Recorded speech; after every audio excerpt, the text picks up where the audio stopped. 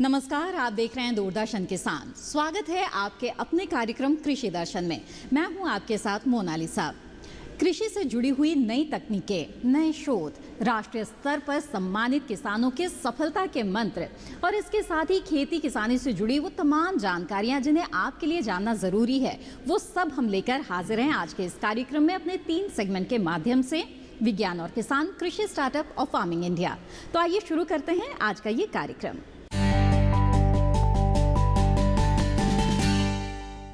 आइए देखते हैं पहला सेगमेंट, विज्ञान और किसान। खेती किसानी के क्षेत्र में महिलाओं की भूमिका किसी भी मायने में कम नहीं है, बल्कि पशुपालन के क्षेत्र में तो तमाम जिम्मेदारियां इन्हीं के कंधों पर हैं। लेकिन इस पुरुष प्रधान समाज में कहीं ना कहीं महिलाओं की ये भूमिका दबकर रह जाती है। हालांकि अब समय बदल रहा है और समाज कृषि क्षेत्र में महिलाओं की भूमिका को मानने लगा है। 15 अक्टूबर का दिन तो सरकार ने महिला किसानों के नाम ही कर दिया है और ये दिन अब महिला किसान दिवस के रूप में मनाया जाता है। और ख़ास तौर पर इस साल तो महिला किसान सप्ताह भी मनाया जा रहा है। आइए देखते हैं इसी पर ये खास रिपोर्ट।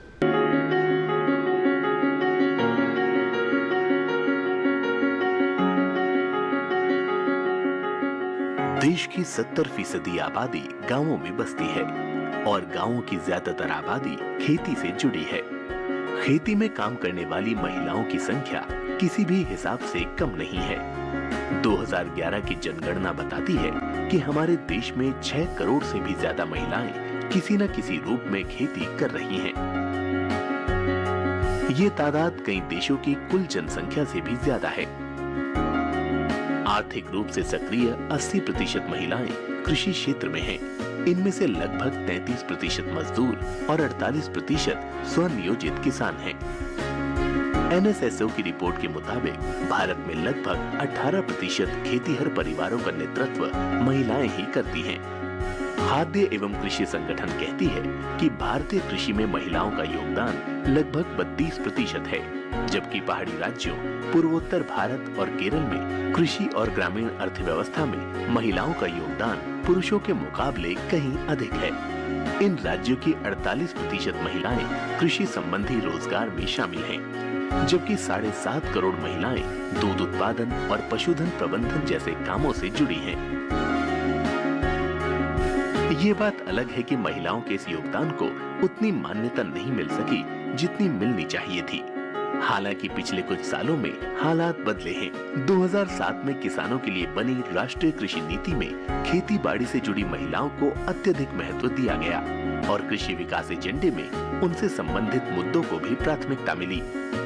महिला किसानों को मुख्य धारा से जोड़ने के लिए अलग अलग स्कीमें, कार्यक्रम और मिशन चलाए जा रहे हैं और कृषि संबंधी सभी स्कीमों पर खर्च होने वाली रकम का 30% हिस्सा महिला किसानों से जुड़ी योजनाओं पर खर्च करने का फैसला लिया गया।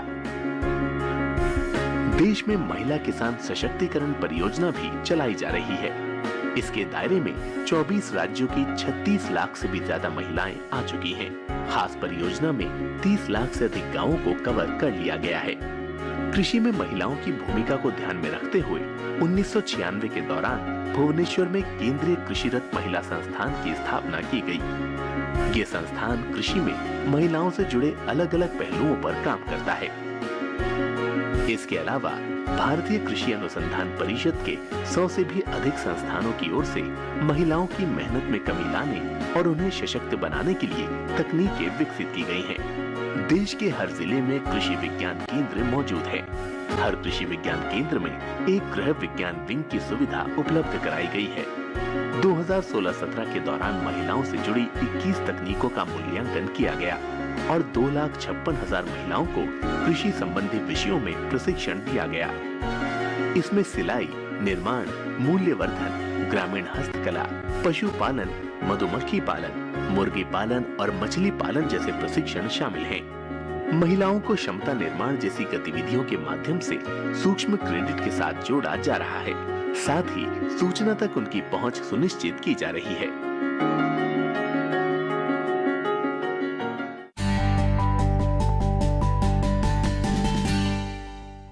भारतीय कृषि अनुसंधान परिषद कृषि में महिलाओं की भूमिका की पहचान और उन्हें तकनीकी रूप से सक्षम बनाने के लिए लगातार प्रयासरत है। इस दिशा में क्या नए कदम उठाए जा रहे हैं, आइए देखते हैं। ग्रामीण महिलाएं उतनी भागीदारी कृषि में देती हैं जितना ग्रामीण पुरुष देते हैं, और ये बड़ा महत्वपूर्ण है कि उनका जो योगदान है उसको पहचाना जाए, विशेष करके कृषि में। और कृषि में जो सबसे महत्वपूर्ण विषय है वो किसी भी फसल का बीज होता है, और बीजों के रख रखाव में और उनको समय से उसका पौध तैयार करने में महिलाओं का बड़ा योगदान रहता है। और कुछ ऐसे विषय हैं जैसे कि अन्न भंडारण का काम है, उसमें महिलाओं का बड़ा भारी योगदान है।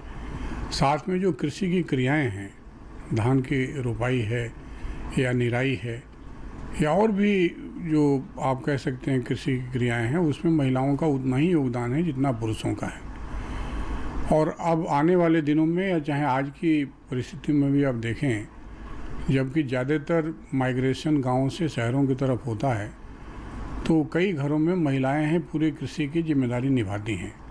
तो पीछे की तुलना में आजकल के समय में महिलाओं की भागीदारी कृषि में बढ़ी है, और इसीलिए कई बार कहते भी हैं कि कृषि महिला केंद्रित हो रहा है। और महिला केंद्रित हो रहा है तो जो कृषि की जो संस्तुतियां हैं या जो औजार हैं वो सब महिलाओं के अनुरूप बनने चाहिए, ऐसी बार बार जगह जगह से मांग आती है।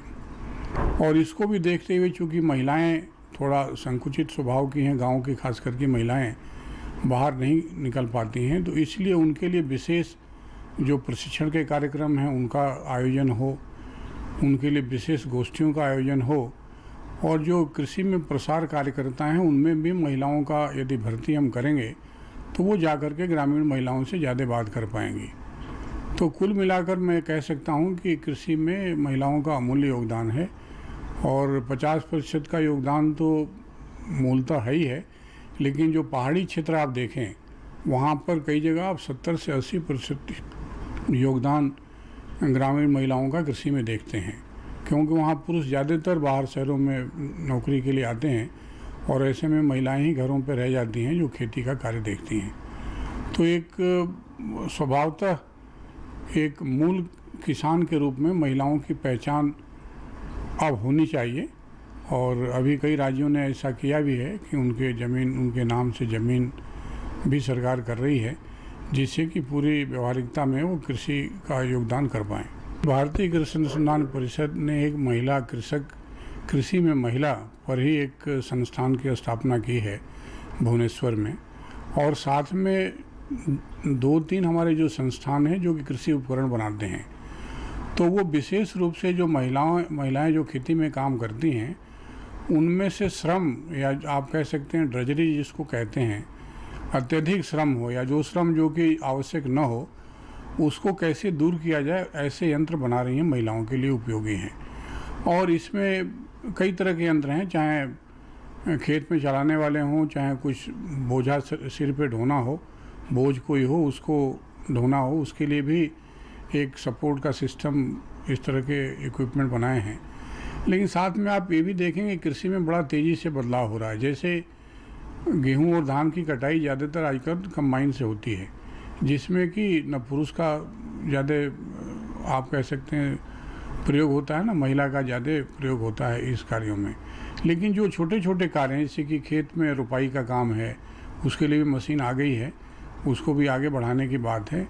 बुआई में खास करके, और या निराई है, खरपतवार निकालने हैं खेत से, तो इसके लिए भी तमाम तरह के अभी रसायनों का भी प्रयोग बढ़ा है और यंत्रों का भी प्रयोग बढ़ा है। तो ये दोनों बढ़ा करके जो श्रम है, जिस श्रम को कम किया जा सकता है, जिसमें ज़्यादा मेहनत लगती है और शरीर पे नुकसान जिससे होता है, उसको कम करने की आवश्यकताएं हैं और उसे हम कम कर रहे हैं। देखिए, जो सबसे बड़ी बात है आने वाले समय में कि महिला को केंद्रित करके कृषि को करने की ज़रूरत है, और इसलिए भी केंद्रित करने की बात हम बार बार करते हैं कि महिला यदि स्वस्थ हैं और इतनी जागरूक हैं और जानकार हैं तो पूरे परिवार के पोषण की आवश्यकताओं की पूर्ति कर सकती हैं। आइए अब विज्ञान किसान सेगमेंट में आगे बढ़ते हैं। कृषि कैलेंडर में हम आपको इस माह में किए जाने वाले कृषि कार्यों की जानकारी देते हैं। तो आइए देखते हैं क्या कहता है अक्टूबर माह का कृषि कैलेंडर। अक्टूबर माह के दौरान पत्तेदार सब्जियां जैसे सरसों का साग, पालक, बथुआ, धनिया की बुआई मेड़ों पर करें। मूली, शलगम और गांठ गोभी आदि किस्मों की बुआई भी जारी रखें। वर्तमान मौसम हरी प्याज की बुआई के लिए भी अनुकूल है। इसी के साथ कार्यक्रम कृषि दर्शन में वक्त हो चला है एक छोटे से ब्रेक का। ब्रेक के बाद हम देखेंगे कृषि स्टार्टअप। आप बने रहें दूरदर्शन किसान पर।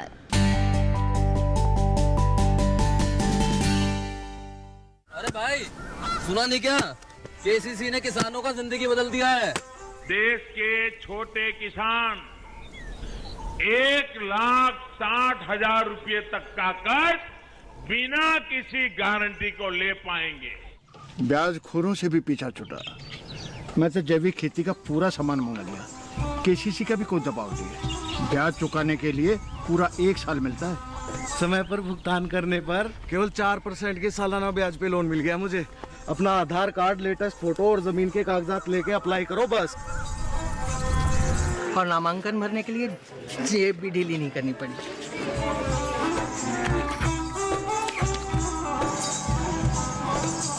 चाचा, उधार चुकाने के 24 घंटे के बाद उतने ही पैसे वापस निकाल सकते हैं। केसीसी ने किसानों की जिंदगी वाकई बदल दी है। तो आप भी किसान क्रेडिट कार्ड अपनाएं और सहजता से ऋण पाएं।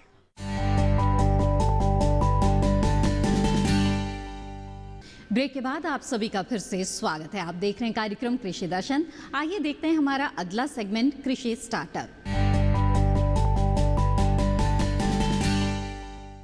हल्दी एक ऐसी भारतीय वनस्पति है जो औषधीय गुणों से भरपूर है। ये न सिर्फ हमारे भारतीय रसोई का एक अभिन्न हिस्सा है, बल्कि धार्मिक रूप से भी इसका अपना ही महत्व है। खास तौर पर रोग प्रतिरोधक क्षमता बढ़ाने के भी गुण हल्दी में मौजूद है। ऐसे में अगर हल्दी की किसी खास किस्म की बात की जाए तो क्या कहने। जी हाँ, आज हम बात करने जा रहे हैं मेघालय की रहने वाली पद्मश्री पुरस्कार से सम्मानित त्रिनिती सावो की।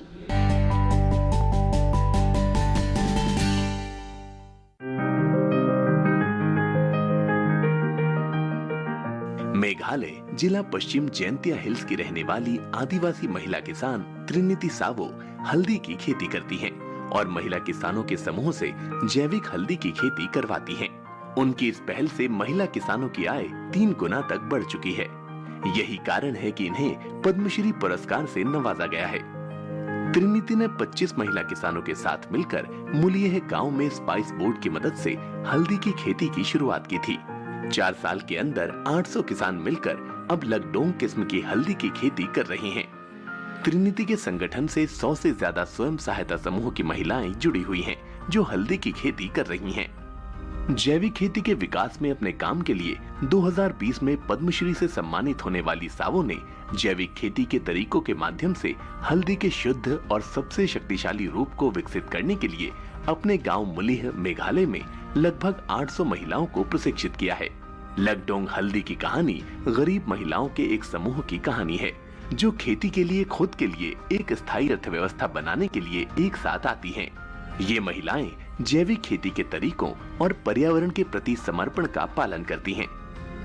हल्दी की लकडोंग किस्म, जो कि सैयों और उसके स्वयं सहायता समूह में महिला किसानों में होती है, उसमें करीमुन का 6 से 7.5% तक होता है, जो कि हल्दी का मुख्य घटक है, जो इसे चमकीले पीले रंग और विशिष्ट पृथ्वी सहित अपने नमकीन गुणों को प्रदान करता है। अधिकांश भारतीय खाना पकाने की नींव रखने वाला तीखा स्वाद कर्क्यूमिन एक अत्यधिक बेशकीमती औषधीय मसाला है, जिसके बारे में माना जाता है कि इसमें एंटी इन्फ्लेमेटरी, एंटी डायबिटिक और साथ ही कैंसर रोधी गुण होते हैं।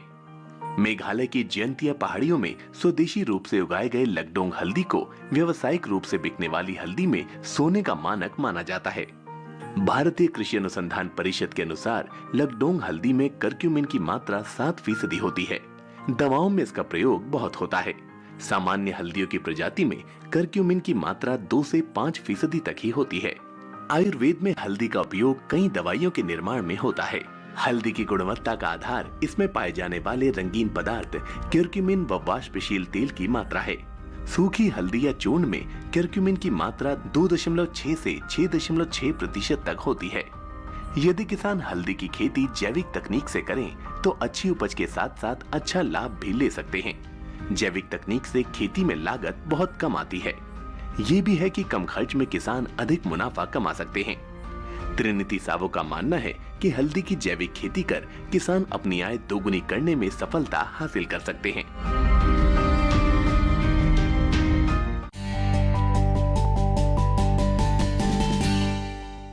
कृषि को लाभकारी बनाने के लिए जरूरी है कि आप नई तकनीकें अपनाएं। लेकिन सवाल है कि इसकी जानकारी आपको मिलेगी कहाँ? तो चलिए हम आपको बताते हैं एक नए मोबाइल ऐप के बारे में। मेघदूत भारत मौसम विज्ञान विभाग, भारतीय उष्णकटिबंधीय मौसम विज्ञान संस्थान और Indian council of agriculture research की एक संयुक्त पहल है, जिसका उद्देश्य मोबाइल एप्लीकेशन का उपयोग करने के लिए एक सरल और आसान माध्यम से किसानों तक महत्वपूर्ण जानकारी पहुंचाना है। IITM पुणे और IMD दिल्ली के सहयोग से हैदराबाद में सेमी एरिड ट्रॉपिक्स हैदराबाद के लिए अंतर्राष्ट्रीय फसल अनुसंधान संस्थान में डिजिटल कृषि अनुसंधान विषय द्वारा मोबाइल एप्लीकेशन विकसित किया गया था। ये ऐप मूल रूप से हर मंगलवार और शुक्रवार को कृषि मेटफील्ड्स यूनिट द्वारा जारी किए गए प्रासंगिक जिला और फसलवार सलाह को किसानों की पूर्वानुमान और ऐतिहासिक मौसम की जानकारी के साथ एकत्र करता है।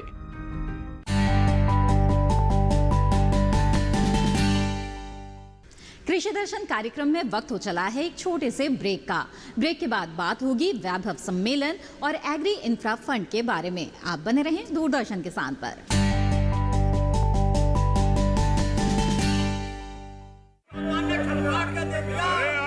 सारी फसल अच्छी होगी भाई।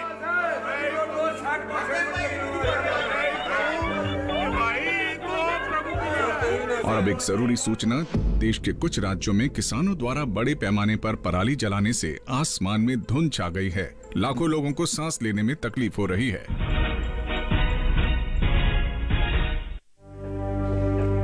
हर साल हम अपने ही घर फूकते हैं और तमाशा बनते हैं।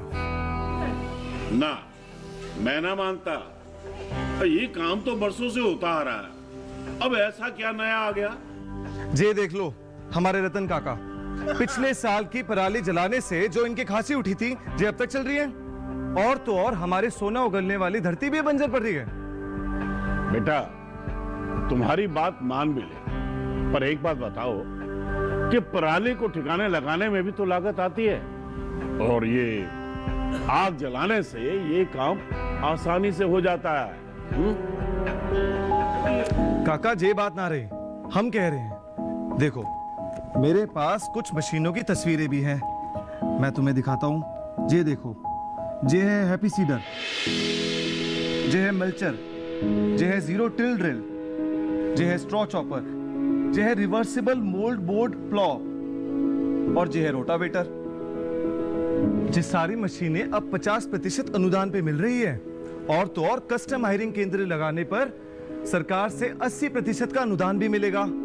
और ये संकल्प हमारे प्रधानमंत्री जी का है कि अब पराली कोई न जलाए और आधुनिक मशीनों का इस्तेमाल कर पराली खेत में मिलाए और मिट्टी की गुणवत्ता को बढ़ाए।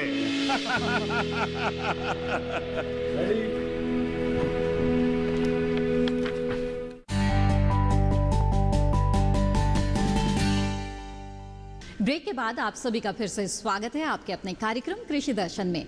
आइए देखते हैं हमारा अगला सेगमेंट, फार्मिंग इंडिया।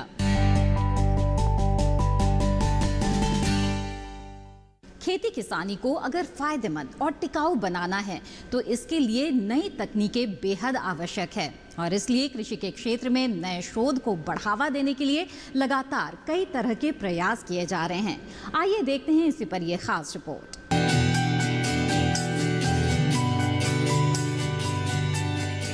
कृषि क्षेत्र के लिए अवसंरचना यानी बुनियादी ढांचा बहुत ही महत्वपूर्ण है।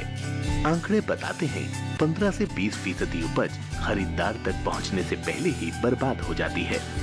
बर्बादी के बड़े कारणों में भंडारण की सही व्यवस्था का अभाव और प्रसंस्करण इकाइयों की कमी है। कृषि अवसंरचना जितनी मजबूत होगी, बर्बादी उतनी ही कम होगी। 1 लाख करोड़ की धनराशि ग्रामीण क्षेत्रों में भंडार गृहों, शीत गृहों, पैक हाउस के निर्माण और उनके विकास के अलावा बाजार व्यवस्था को दुरुस्त करने पर खर्च होगी। इसके साथ साथ प्रसंस्करण इकाइयां, निजी उद्यम, किसान उत्पादक संगठन और प्राथमिक कृषि ऋण समितियां, विपणन सहकारी समितियां भी इसका लाभ ले सकती हैं। साथ ही संयुक्त देयता समूह, बहुउद्देशीय सहकारी समितियां, कृषि उद्यमी, स्टार्टअप और संग्रहित अवसंरचना प्रदाता भी इसके हकदार होंगे। केंद्रीय एजेंसियां, राज्य एजेंसियां या स्थानीय निकायों की ओर से प्रायोजित सार्वजनिक निजी भागीदारी परियोजनाएं भी इस योजना का हिस्सा बन सकती हैं। कृषि अवसंरचना कोष असल में मध्यम या लंबी अवधि के ऋण की सुविधा प्रदान करता है। खास बात यह है कि सभी तरह के ऋणों में हर साल 2 करोड़ रुपए की सीमा तक ब्याज में 3% की छूट दी जाएगी। ये छूट अधिकतम 7 साल के लिए होगी। इसके अलावा 2 करोड़ रुपए तक के ऋण के लिए क्रेडिट गारंटी कवरेज भी उपलब्ध होगा। पुनर्भुगतान के लिए ऋण स्थगन कम से कम 6 महीने और ज्यादा से ज्यादा 2 साल के लिए हो सकता है। विशेषज्ञों का कहना है कि खेती और कृषि प्रसंस्करण आधारित गतिविधियों के लिए औपचारिक ऋण सुविधा ग्रामीण इलाकों में रोजगार के कई अवसर उत्पन्न करेगी।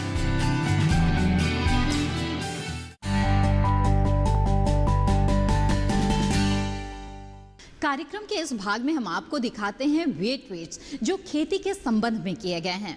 तो आइए देखते हैं आज क्या संदेश है आपके लिए आज के ट्विटर प्लेट में।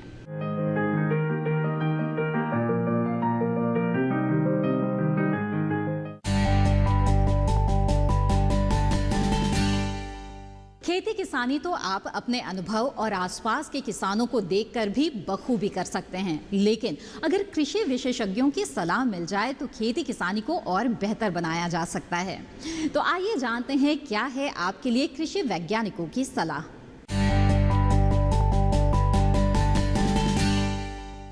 नमस्कार, मैं हूं आपके साथ बरखा चौरसिया और आप देख रहे हैं कृषि दर्शन कार्यक्रम।